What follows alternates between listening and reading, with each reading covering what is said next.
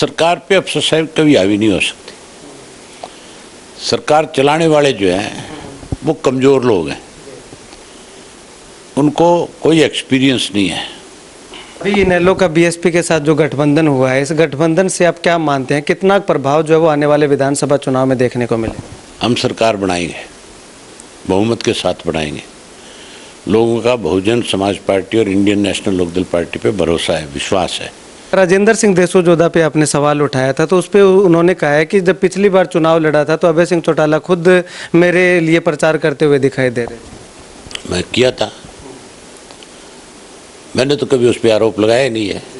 जमाल के जो ढाणी ज्ञानदीप है उसमें पिछले 1 साल से लगातार धरना चल रहा है, तो उस धरने को लेकर के कहीं कोई आवाज़ उनकी उठाई जाएगी? विपक्ष लगातार सर एक सवाल उठा रहा है कि ये गठबंधन जो है वो करवाया गया है, बल्कि किया नहीं। जिस प्रकार से जेजेपी के साथ तोड़वाया गया था एक समझौते के तहत, तो उसी प्रकार से ये करवाया गया है।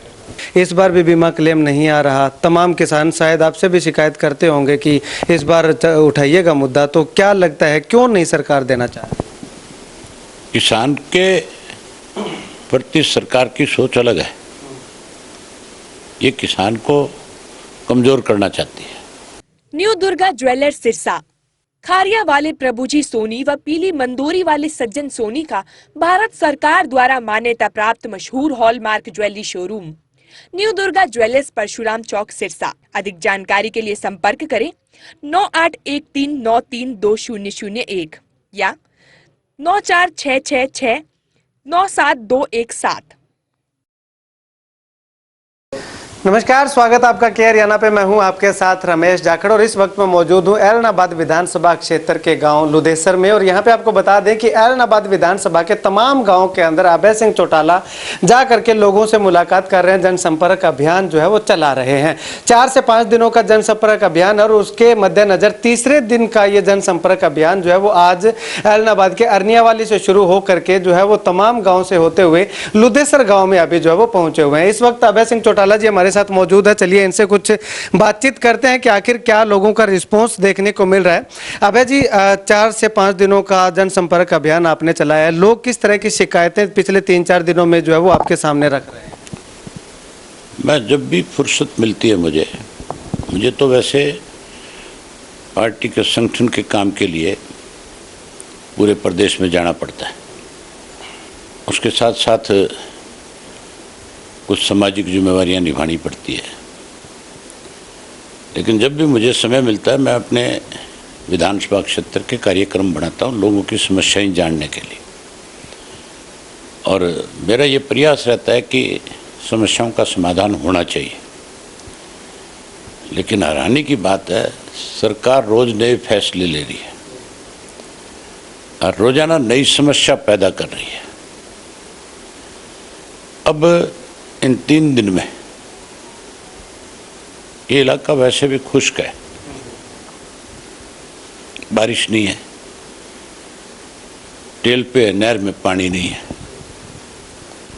बिजली उससे बड़ी समस्या है आज की डेट में। आम शिकायत है लोगों की, रात को 12 बजे जाती है, सुबह 6 बजे 7 बजे बिजली आती है। गर्मी का मौसम है, बाहर आप चारपाई डाल के लेट नहीं सकते, मच्छर बहुत है, गर्मी बहुत ज़्यादा है, 45 डिग्री टेम्परेचर है। अगर लाइट नहीं मिलेगी तो कैसे सो पाएंगे? इसके साथ साथ बेरोजगारी यहाँ बहुत बड़ी समस्या। आजकल चोरी बड़ी समस्या है यहाँ। हर गांव में शिकायत है इस बात की कि चोरियां हो रही है हमारे यहाँ पे। और पुलिस स्टेशन में जाकर के दरखास्त देते हैं, दरखास्त तो ले लेते हैं लेकिन चोर नहीं पकड़ते। दोबारा जाकर के कोई पूछता है, कहता है तो कहते हैं हमारे पास स्टाफ नहीं है। तो स्टाफ नहीं, थाने क्यों खोल रखे, बंद कर दो। मतलब कानून व्यवस्था की हालत बहुत खराब कर रखी है। हमारे जिले में मर्डर का कोई जिक्र नहीं होता था। अब मेरी ख्याल कोई दिन नहीं जाता जिस दिन एक आधा मर्डर ना हो। मारने वाले जो उनको सरकार का संरक्षण मिल जाता है, पुलिस उनको पकड़ने जाती है, उनके टेलीफोन आ जाते हैं, इसको छोड़ दो, इसको छोड़ दो। कानून व्यवस्था की हालत खराब कर दी। अब लोग पूरी तरह से परेशान हैं और लोग बदलाव करेंगे, बहुत बड़ा बदलाव लाएंगे। अभी आपने पुलिस का जिक्र किया कि पुलिस मानती नहीं है, कार्रवाई नहीं करती है। ऐसा ही कुछ ग्रीवेंस कमेटी की मीटिंग जब हुई थी तो उसमें देखने को मिला था। आदित्य देवलाल ने खुद कहा था कि इन अफसरों को जो है वो आगे चुनाव में खड़े कर देना, नेताओं की क्या जरूरत है। कहीं ना कहीं एक भाजपा नेता होने के नाते उनकी टीस जो है वो देखने को मिली थी।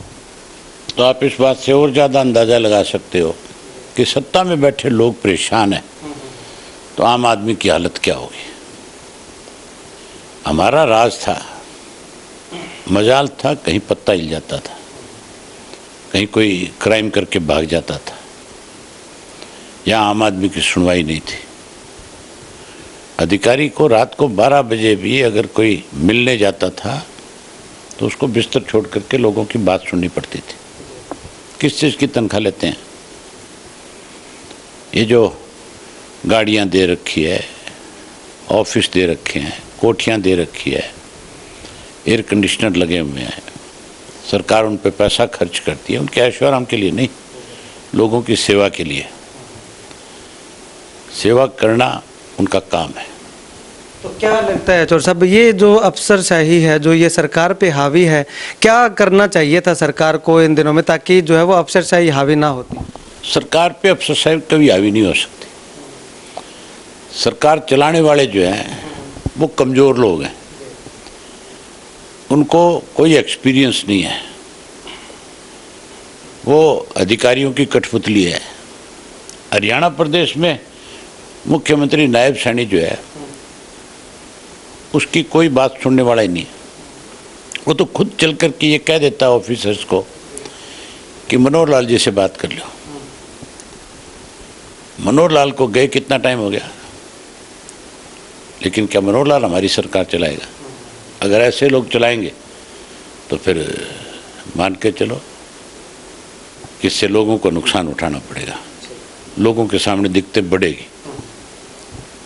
किसानों के लिए लगातार जो है वो किसान अब बीमा क्लेम की मांग हर साल करते हैं, लेकिन इस बार भी बीमा क्लेम नहीं आ रहा। तमाम किसान शायद आपसे भी शिकायत करते होंगे कि इस बार उठाइएगा मुद्दा। तो क्या लगता है क्यों नहीं सरकार देना चाह रही?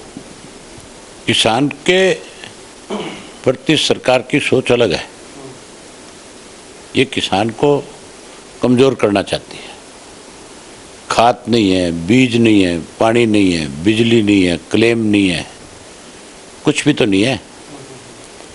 पेंशन नहीं है। बुढ़ापा पेंशन के लिए मुझे लोगों ने शिकायत करी। 4 गांव ऐसे थे जो नाथुश्री से करीब 20 किलोमीटर की दूरी पे है। वहाँ के बुजुर्ग नाथुश्री गांव में आकर के पेंशन लेते हैं। बैंक मैनेजर से जब पूछा तो कहने लगा, जी मैं अगर गांव में पैसे बांटने जाऊंगा तो मुझे डर है कोई लूट ना लेके। मैंने उसको कहा तू पुलिस के आदमी साथ ले जा, यहाँ थाना है, मका बांट क्या जाके गांव में पेंशन। वहाँ से लोग पेंशन लेने आते हैं और वो आगे से ये कहता है बैंक में पैसा नहीं है मेरे पास। उनके पास मैसेज चले गए कि आके पेंशन ले जाओ अपनी, और वो कहता है बैंक में पैसा नहीं है। इससे ज़्यादा और लोगों को क्या परेशान करेंगे? जो बुजुर्ग है, जो चारपाई पे पड़ा है, जो चल के आ नहीं सकता, वो पेंशन का पैसा गाड़ियों के किराए में खर्च कर रहा है। बहुत बड़ी परेशानी है लोगों की। अभी इनेलो का बीएसपी के साथ जो गठबंधन हुआ है, इस गठबंधन से आप क्या मानते हैं, कितना प्रभाव जो है वो आने वाले विधानसभा चुनाव में देखने को मिले? हम सरकार बनाएंगे, बहुमत के साथ बनाएंगे। लोगों का बहुजन समाज पार्टी और इंडियन नेशनल लोकदल पार्टी पे भरोसा है, विश्वास है, और ये भी विश्वास है कि हमारी सरकार बनने के बाद लोगों को सुविधाएं मिलेंगी। विपक्ष लगातार सर एक सवाल उठा रहा है कि ये गठबंधन जो है वो करवाया गया है, बल्कि किया नहीं। जिस प्रकार से जेजेपी के साथ तोड़वाया गया था एक समझौते के तहत, तो उसी प्रकार से ये करवाया गया है। ये सब तुम जैसे लोगों की सोच है, जिनको जानकारी नहीं राजनीतिक। ये गठबंधन इसलिए हुआ है कि इस प्रदेश के अंदर गरीब आदमी की, कमज़ोर आदमी की, किसान की अनदेखी हुई है। कांग्रेस 10 साल विपक्ष में रही है, 5 साल, कभी किसानों की बात नहीं करी। इसलिए लोगों का गठबंधन है, ये करवाया हुआ गठबंधन नहीं। कांग्रेस के पास हताश लोग हैं और कोई काम बचा नहीं, सारा दिन इसी काम में लगे हुए हैं। कांग्रेस के नेताओं पे लगातार ईडी के छापेमारी की जा रही है, इसको लेकर के क्या? 10 साल पहले होना चाहिए था। हमने 400 पेज की चार्जशीट दी थी। अभी तो बहुत कम लोग हैं जिनके खिलाफ कार्रवाई करी है। हमने तो एक एक आदमी की सबूत के साथ दी थी, किसने कितना कितना पैसा कहाँ कहाँ खाया है। और हुड्डा इन सब को, क्योंकि ये चीफ मिनिस्टर था तो उसके संरक्षण में सारा काम हुआ, लेकिन हुड्डा और भाजपा मिले हुए थे, इसलिए लेट हुए। अब भाजपा को जाकर के एहसास हुआ है कि भाई अगर तुम समय से ऐसे फैसले लेते तो लोगों में विश्वास बढ़ता। तो क्या लगता है इस बार हुड्डा पे कार्रवाई करने के मूड में है बीजेपी? नहीं करेगी तो लोग कर देंगे, चिंता ना कर। राजेंद्र सिंह देशोजोधा पे आपने सवाल उठाया था, तो उस पे उन्होंने कहा है कि जब पिछली बार चुनाव लड़ा था तो अभय सिंह चौटाला खुद मेरे लिए प्रचार करते हुए दिखाई दे रहे थे। मैं किया था, मैंने तो कभी उस पर आरोप लगाया नहीं है। ये आरोप तो बीजेपी ने लगाया था। उससे ये पूछो, और मैं तो खैर ऐसे लोगों के मुंह भी नहीं लगना चाहता। उससे पूछने वाली बात यह है कि तू जब अकाली दल में आया था, मैंने तो टिकट नहीं दी थी, अकाली दल ने दी थी, हमारा अकाली दल का समझौता था। मैंने तो उसके लिए वोट मांगे। मनोहर लाल खट्टर ने उसके ऊपर आरोप लगाया था कि ये नशा बेचने वाले परिवार से संबंध रखता है, ये खुद उसमें शामिल है, और अब बीजेपी ने उसको शामिल किया है। तो फिर उस बात का जवाब तो बीजेपी दे, मेरे से क्या पूछना है उसने, बेवकूफ़ ने। इतनी अकल नहीं रखते ये। उनसे कहो कि थोड़ा सा दिमाग से काम ले, तेरे को बीजेपी से निकाला इसलिए था, बीजेपी वालों ने शामिल क्यों किया, उन्हीं से पूछ ले। आने वाले विधानसभा चुनाव में आपकी अगर बात करें तो एलनाबाद के साथ साथ उचाना से भी आप चुनाव लड़ेंगे या केवल एक सीट पे चुनाव? ये पार्टी फैसला करेगी। यहाँ से तो लड़ूंगा, तो मेरा अपना हल्का है। यहाँ के कार्यकर्ताओं के साथ जब मेरी बैठक हुई, मैंने उनसे पूछा था बताओ क्या करना चाहिए, सबका फैसला था। तो जिन लोगों ने मुझे इतने साल तक विधानसभा के अंदर मेरे पे भरोसा किया है, मैं उनका भरोसा थोड़ा ही कम होने दूंगा। एक सर बिजली पानी की बात आई थी तो उससे एक सवाल याद आया कि जमाल के जो ढाणी ज्ञानदीप है उसमें पिछले 1 साल से लगातार धरना चल रहा है, तो उस धरने को लेकर के कहीं कोई आवाज़ उनकी उठाई जाएगी? मैं जब भी कभी भी किसान के साथ, केवल मेरे हल्के की बात नहीं, पूरे प्रदेश के अंदर, देश के अंदर उसकी किसी ने अनदेखी करी, उसके लिए मैंने त्यागपत्र तक भी दिए। ये तो मेरे हल्के का मामला है। अभी विधानसभा का सेशन आएगा, मैंने अब से पहले अधिकारियों से कई बार इस बारे में बात करी है। अगर ये समय रहते नहीं हुआ तो विधानसभा में बहुत जोर शोर से इस इशू को उठाने का काम करूंगा और मजबूर करूंगा सरकार को करने के लिए। लोगों के बीच में जा रहे हैं तो लोग जो है वो इस बार परिवर्तन करने के लिए आतुर दिखाई दे रहे हैं। 100% करेंगे। सरसा जिला अपनी सरकार बनाएगा। चलिए, बहुत धन्यवाद अभय सिंह चौटाला जी बातचीत के लिए। तो यहाँ पे आपको बता दें कि तमाम सवालों के जवाब जो अभय चौटाला जी से लिए हैं, और आप इस वीडियो को लेकर के, इस इंटरव्यू को लेकर के क्या कुछ कहना चाहेंगे कमेंट सेक्शन में कमेंट करके जरूर बताइएगा। और इन फ्यूचर जब भी जो भी कोई करंट इश्यू होगा, जो तमाम सवाल जो जनता जानना चाहेगी, उन तमाम सवालों के जवाब देने के लिए के हरियाणा लगातार आपके सेवा में हाजिर रहेगा। कैमरा से बिट्टू महल के साथ रमेश जाखड़, के हरियाणा।